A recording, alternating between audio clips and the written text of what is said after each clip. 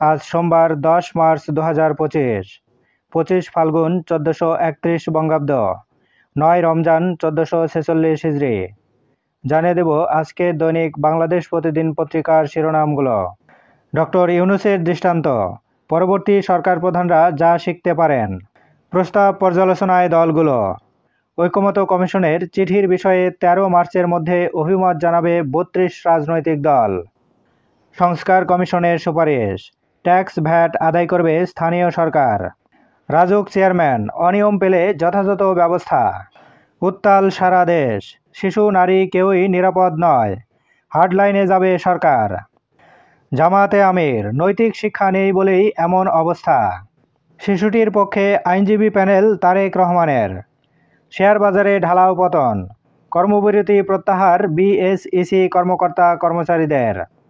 গুরুত্বপূর্ণ প্রকল্প 10 বছর আটকে থাকায় অসন্তোষ। প্রতিদিন দৈনিক পত্রিকাগুলোর শিরোনাম জানতে লাইক, কমেন্ট এবং সাবস্ক্রাইব করুন। এবার শেষের পাতা। বাম দলগুলো চায় দ্রুত নির্বাচন। রোডম্যাপ ঘোষণা করা উচিত দ্রুত, শরীফ নুরুল আম্বিয়া। সংকট উত্তরণে দরকার নির্বাচিত সরকার, রুহিন হোসেন প্রিন্স। যত তাড়াতাড়ি গণতন্ত্রের পথে যাওয়া যায় ততই মঙ্গল, বজলুর রশিদ ফিরোজ। পলিটেকনিক ইন্সট্রাক্টরের শত কোটি টাকার সম্পদ। কুয়েতের ব্যবসায়ীদের বিনিয়োগের আহ্বান। ব্যাংক হিসাব বিও অবরুদ্ধ।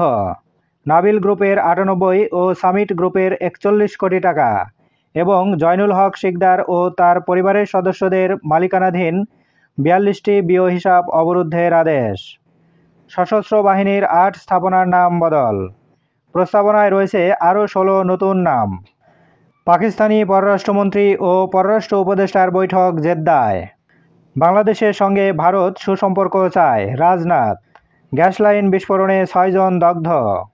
উত্তরায় গণহত্যার অভিযোগ, 10 জনের বিষয়ে 12 মে প্রতিবেদন দাখিলের নির্দেশ।